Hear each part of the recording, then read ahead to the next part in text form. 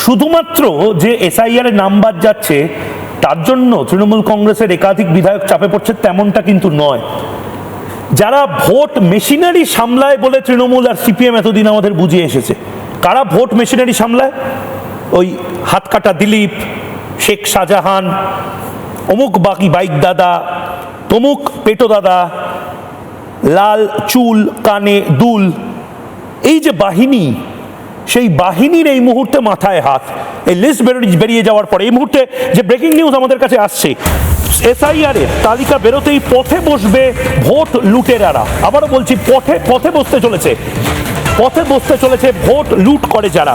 প্রতি বুথে মৃত ভোটার ও স্থানান্তরিত ভোটারদের নাম 99.9% বাদ গেছে বলে এই মুহূর্তে সূত্রের খবর। ভোট লুটের সব রাস্তা বন্ধ। একাধিক আবাসনেও এবার হবে বুথ। দুপুরের পর ভোট সন্ত্রাসের দিন শেষ।